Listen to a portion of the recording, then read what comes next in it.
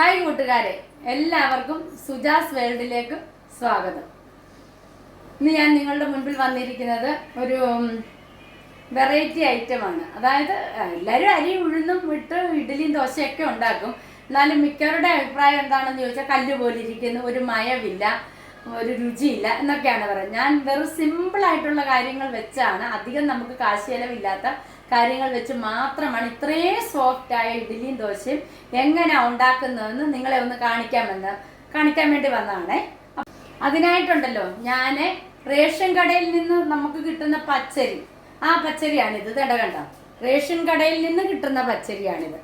കണ്ടല്ലോ, കൂടിയ പേരുള്ളതും കൂടിയ വിലയുള്ളതും ഒന്നുമല്ല, വെറും സിമ്പിളായിട്ടുള്ള നമ്മുടെ റേഷൻ കടയിലെ പച്ചരി. ഇതൊക്കെ മിക്കവരും ഉപയോഗിക്കാറില്ല, അങ്ങ് ഓരോരുത്തർക്ക് കൊടുക്കുകയൊക്കെയാണ് ചെയ്യുന്നത്. പക്ഷെ ഞങ്ങളൊക്കെ ഉണ്ടല്ലോ, ഇതാണ് ഇവിടെ ഉപയോഗിക്കുന്നത്. എന്നുവെച്ചാൽ ഈ ഇഡ്ഡലി ദോശ ഉണ്ടാക്കിയാൽ ഭയങ്കര സോഫ്റ്റാണ്. അതുപോലെ തന്നെ അവിടെ നിന്ന് തന്നെ കിട്ടുന്ന ചാക്കരി, ചുമന്ന അരിയല്ല, നമ്മൾ ഈ വെളുത്ത അരി ഉണ്ടല്ലോ അത്. കണ്ടല്ലോ, എല്ലാവരും കണ്ടല്ലോ. പിന്നെ ഉഴുന്നെന്ന് പറയുന്നത് നമ്മൾ കടയിൽ നിന്ന് മേടിച്ച ഉഴുന്ന് തന്നെ കേട്ടോ, ഉഴുന്ന്. അപ്പോൾ ഈ 3 ഐറ്റംസ് വെച്ച് മാവ് ഇളക്കാതെ, ഓരോരുത്തർ പറയും അരച്ച് കഴിഞ്ഞ് മാവൊന്ന് ഇളക്കി വെച്ചെങ്കിൽ മാത്രമേ പുളിച്ചു പൊങ്ങത്തുള്ളൂ. ഇതിൻ്റെ ഒന്നും ആവശ്യമില്ല. നമ്മുടെ കൈ പോലും തൊടാതെ മിക്സിയിൽ അരച്ച് അല്ലെ ഗ്രൈൻഡറിൽ അരച്ച് എങ്ങനെയാണ് നല്ല സോഫ്റ്റായ ഇഡ്ഡലിയും ദോശ ഉണ്ടാക്കുന്നതെന്നുള്ളതാണ് ഇപ്പം ഞാൻ കാണിച്ചു തരുന്നത്. അതിൻ്റെ അളവുകൾ ഞാൻ നിങ്ങൾക്ക് കാണിച്ചു തരാം. അപ്പം അതിലേക്കുണ്ടല്ലോ, ഇതേ ഈ നാഴി കണ്ടോ, ഈ നാഴി ഇവിടുത്തെ പഴയ നാഴിയാണ്. ഈ നാഴിക്കല്ലാതെ വേറൊരു നാഴി നമ്മൾ പുതിയത് മേടിച്ച്, ഞാൻ 2 തവണ ഈ നാഴിയുടെ ഇത് കണ്ടിട്ട് 2 തവണ പുതിയ നാഴി മേടിച്ച, പക്ഷെ എനിക്ക് ഈ അളവ് കറക്റ്റായിട്ട് കിട്ടാറില്ല. അപ്പോൾ പിന്നെ ഞാൻ പലരോടും പറയാറുണ്ട്, ഈ ശബരിമല എന്നുള്ളൊക്കെയുള്ള പായസത്തിൻ്റെ പാത്രമാണല്ലോ ഇത്. പലരോടും പറയാറുണ്ട് തരാമെന്ന് പറയും, പക്ഷെ അവരും അങ്ങ് മറന്നു പോകും, ഞാനും അങ്ങ് മറന്നു. ഇങ്ങനെ ഇടാനെടുക്കുമ്പോഴാണ് ഓർക്കുന്നത്. അപ്പം അങ്ങനത്തെ ഒരു നാഴിയാണിത്. ഇതാണ് എൻ്റെ ഒരു തിട്ടം. അപ്പം അതിന് ഞാനിപ്പം എത്രയാണ് ഇടുന്നെന്നുള്ളത് നിങ്ങളെ ഞാനിന്ന് കാണിച്ചു തരാം. അതുകൊണ്ട് ആദ്യം ഞാൻ പച്ചരിയാണ് എടുക്കുന്നത്. പച്ചരി ഞങ്ങളുടെ വീട്ടിലെ അളവാണ് ഞാൻ ഈ ചെയ്യുന്നത്. ഇത് കൂടുതൽ വേണ്ടവർക്ക് ഇതിൻ്റെ ഡബിൾ ആക്കി ചെയ്താൽ മതി, കുറവ് വേണ്ടവർക്ക് ഇതിൻ്റെ കുറവിൽ ചെയ്താൽ മതി. പാറ്റി പെറുക്കി വൃത്തിയാക്കിയതാണ്. നമ്മൾ റേഷൻ കടയിൽ നിന്ന് കിട്ടിയെന്ന് പറഞ്ഞാലും അതിനകത്ത് എല്ലാ അഴുക്കും ഒക്കെ കാണും. അതെല്ലാം നമ്മൾ വൃത്തിയാക്കി എടുക്കണം. എന്നിട്ട് ഇതാണ്ടോ, ഇതിനൊറ്റ നാഴി അരി കണ്ടല്ലോ, പച്ചരി. ഇത് ഞാൻ ഇതിലോട്ടിട്ടു. അടുത്ത ഈ അരി അങ്ങ് മാറ്റി വെച്ചു. അടുത്തത് നമ്മൾ എടുക്കുന്നത് ഇതുണ്ട്, ഈ വെള്ളയരി, റേഷൻ അരിയാണ്. ഇതെല്ലാം ഞാൻ എടുത്തെടുത്ത് പറയുക. എന്താണെന്ന് വെച്ചാൽ ഇഡ്ഡലിയും ദോശ എങ്ങനെയാണ് ഇത്രയും നല്ല സോഫ്റ്റ് ആക്കി എടുക്കുന്നതെന്നുള്ളത്. നമ്മൾ പച്ചരി എത്ര എടുത്തോ അത്രയും തന്നെ ചാക്കരി എടുത്തു. കണ്ടല്ലോ, അതും ഇതിനകത്തോട്ട് തന്നെ ഞാൻ ഇട്ടു. കണ്ടോ. അപ്പം എല്ലാവരും പറയും ഉഴുന്നേറെ ഇടണമെന്ന്, പക്ഷെ ഇവിടെ ഉഴുന്നേറെ ഇടുന്നില്ല. ഉഴുന്ന് ഇതിന്റെ 1/4 ഭാഗം, അതായത് അരഭാഗമേ ഇടുന്നുള്ളൂ. കേട്ടല്ലോ, അരഭാഗവും വേണ്ട നമുക്ക്. ഇത്രയ്ക്ക് നല്ല സോഫ്റ്റ് ആയിട്ടുള്ള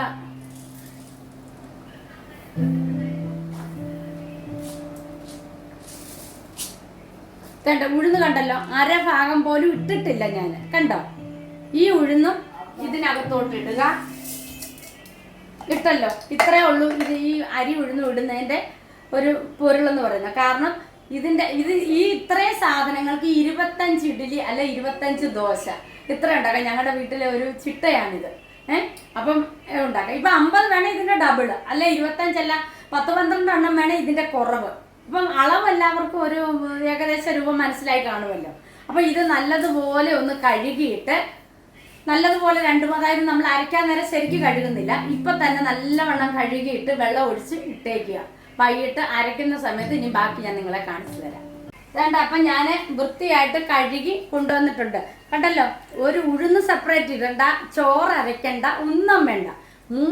2 അരിയും ഉഴുന്നും ഒന്നിച്ചാണ് ഞാൻ ഇട്ടേക്കുന്നത്. ഒന്നും സെപ്പറേറ്റ് ഇടുകയും വേണ്ട, സെപ്പറേറ്റ് അരയ്ക്കുകയും വേണ്ട. കണ്ടല്ലോ, എല്ലാം ഒന്നിച്ചിട്ട് കഴുകി വൃത്തിയാക്കി ഇത്രയും വെള്ളത്തിൽ കാണാമല്ലോ. ഇത്രയും വെള്ളത്തിൽ, അല്ല കുറച്ചുകൂടെ വെള്ളം ഇരുന്നെന്ന് ഓർത്തൊന്നും ദോഷമൊന്നുമില്ല. ഇത്രയും വെള്ളത്തിൽ നമ്മളിവിടെ വെച്ചേക്കുക. വൈകുന്നേരത്തെ ഞാൻ ചായ ഇടാൻ വരുമ്പോഴാണ് ഇത് അരച്ച് വെക്കുന്നത്, അല്ല ചിലപ്പോൾ രാത്രിയായി പോകും. അതൊക്കെ നമ്മുടെ സൗകര്യം പോലെ ഞാൻ ചെയ്യുന്നത്. അപ്പോൾ കൂട്ടുകാരെ, ഞാൻ രാവിലെ ഇട്ട ഉഴുന്നാണ് എനിക്ക് ഇപ്പോഴാണ് സമയം കിട്ടിയത്. അപ്പോൾ ഇതിന് ഞാൻ അരയ്ക്കുന്നത് ഞാൻ കാണിച്ചു തരാം. കണ്ടല്ലോ, എല്ലാം കുതിർന്ന് നല്ലതായിട്ടുണ്ട് കണ്ടോ. എല്ലാം ഞാൻ പറഞ്ഞല്ലോ 3 കൂടെ ഒന്നിച്ചിട്ടേക്കുന്നത്. ഇനി അരയ്ക്കുന്നത് എങ്ങനെയാണ്? ഞാനിന്ന് ഗ്രൈൻഡറിലല്ല, നിങ്ങളെ കാണിക്കേണ്ടതിന് വേണ്ടി ഞാൻ മിക്സിയിലാണ് ഇത് അരയ്ക്കുന്നത്. പൊതുവേ ഞാൻ ഗ്രൈൻഡറിൽ അരച്ച 2-3 ദിവസത്തേക്കിനാകും. ഇപ്പോൾ മിക്സിയിലാകുമ്പോൾ അന്നത്തേക്കിനുള്ളത് തന്നെ അരച്ചെടുക്കും. അപ്പോൾ ഇപ്പം ഞാൻ മിക്സിയിൽ അരയ്ക്കുന്നത് നിങ്ങളെ ഞാൻ കാണിച്ചു തരാം. കൂട്ടുകാരെ, ഞാനിത് മിക്സിയിലോട്ട് ഇട്ടിട്ടുണ്ട്. ഞാൻ വെള്ളം ഒഴിക്കുന്നത് കാണിച്ചു തരാമേ. കണ്ടോ, അതിന് പരാപരം, അതായത് അതിന് തുല്യമായിട്ട് വെള്ളം നിന്നേച്ചാൽ മതി കേട്ടോ. ചിലപ്പോൾ ഒക്കെ എനിക്ക് അബദ്ധം പറ്റും, ഇച്ചിരി വെള്ളം കൂടി പോകും. അപ്പോൾ ഇഡ്ഡലിക്ക് അരച്ചാൽ ചിലപ്പോൾ ദോശയായി പോകും. അതൊന്നും സാരമില്ല, മാവെല്ലാം ഒരുപോലെ തന്നെ ദോശയും ഇഡ്ഡലിയും ഉണ്ടാക്കി തന്നെ. പൊതുവേ ഞങ്ങളുടെ വീട്ടിൽ ഇഡ്ഡലിയും വേണം ദോശയും വേണം, അതുകൊണ്ട് അതൊരു വിഷയമല്ല. അപ്പം കണ്ടല്ലോ, വെള്ളം ഒഴിച്ചേക്കുന്നത് കണ്ടല്ലോ, അതിന് തുല്യമായിട്ട് വെള്ളം ഒഴിക്കുക. ഇനി നമുക്കിത് അരയ്ക്കാം.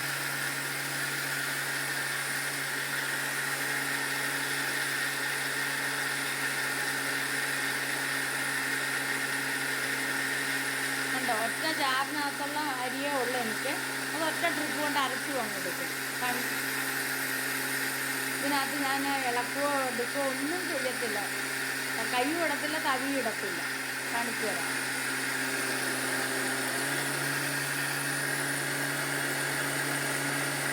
കണ്ടോ, ഇപ്പം അരി എനിക്ക് അരഞ്ഞിട്ടുണ്ട് കണ്ടോ, നല്ലതായിട്ട് അരഞ്ഞ് പതഞ്ഞിട്ടുണ്ട്. ഇനി ഞാൻ ഇത് പാത്രത്തിലോട്ട് ഒഴിക്കാൻ പോവാണേ.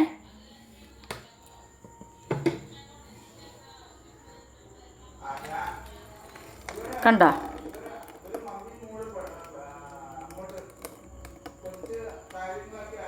കണ്ടോ.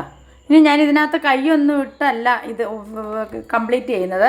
ഇതിനകത്തോട്ടൊരു ശകലം വെള്ളം കൂടെ ഞാൻ ഒഴിക്കും, ഒരു ലേശത്തിന്. എന്നിട്ട് ഞാനിതെല്ലാം എൻ്റെ രീതികളാണ് ഞാൻ കാണിക്കുന്നത്. ഞാൻ എപ്പോഴും പറയും കേട്ടോ. അപ്പോൾ അതേണ്ട, ജസ്റ്റ് ഒന്നുകൂടെ ഒന്ന് കറക്കും, അത്രയേ ഉള്ളൂ.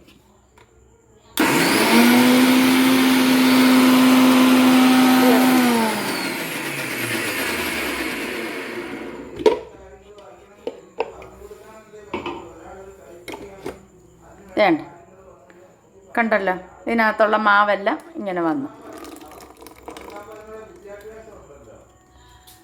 ഇത്രയേ ഉള്ളൂ കാര്യം. ഈ മാവിനെ ഞാൻ അടച്ച് വെക്കും. നാളെ രാവിലെ ഇഡ്ഡലി ദോശ ഉണ്ടാക്കി ഞാൻ നിങ്ങളെ കാണിക്കാം. ഹായ് കൂട്ടുകാരെ, എല്ലാവർക്കും ഗുഡ് മോർണിംഗ്. അപ്പം ഇന്നലെ ഞാൻ മാവ് അരച്ച് വെച്ചു, അതുവരെ ഞാൻ നിങ്ങളോട് കാണിച്ചായിരുന്നു. ഇപ്പോൾ ഇനിയുണ്ടല്ലോ, ഞാൻ ഈ മാവിൻ്റെ കണ്ടീഷനൊക്കെ കാണിക്കാം. ഇതെന്താ കണ്ടോ, ഇപ്പം രാവിലെ ഉണ്ട്. ഞാൻ പറഞ്ഞല്ലോ, ഇളക്കിയില്ല, ഒന്നും ചെയ്തില്ല. ഞാൻ അരയ്ക്കുന്ന രീതികളെല്ലാം ഞാൻ കാണിച്ചു, എൻ്റേതായ സ്റ്റൈലിലുള്ള രീതികൾ ഞാൻ കാണിച്ചു. ഇനി നമുക്ക് ഈ മാവിനകത്തോട്ട് ഉപ്പിട്ട് ഇടണേ.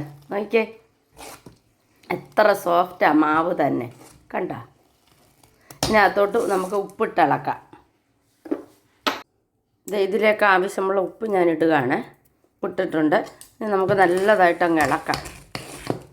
കണ്ട, അതിന് ഞാൻ ഇവിടെ ഇഡ്ഡലിക്കുട്ടകം ഞാൻ അടുപ്പേ വെച്ചിട്ടുണ്ട്. ഇനി അതിലേക്ക് തട്ടം വെച്ചിട്ട് ഇഡ്ഡലി കോരി ഒഴിക്കാം. ഇഡ്ഡലിക്കുള്ളത് മാവ് നമുക്ക് കോരി ഒഴിക്കാം. മാവ് ഞാൻ ഇതിനകത്ത് കോരി ഒഴിച്ചിട്ടുണ്ട്.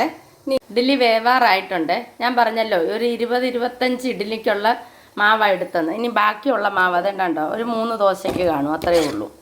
കണ്ടോ, അത്രയേ ഉള്ളൂ. ഇഡ്ഡലി ഉണ്ടാക്കി 20 ഇഡ്ഡലിയുടെ തട്ടാണ് എൻ്റേത്. അപ്പോൾ അതുണ്ടാക്കിയതിൻ്റെ ബാക്കിയുണ്ടല്ലോ, ഒരു 2-3 ദോശയ്ക്കുണ്ട്. എന്നുവെച്ചാൽ ഇവിടെ ദോശയും വേണം.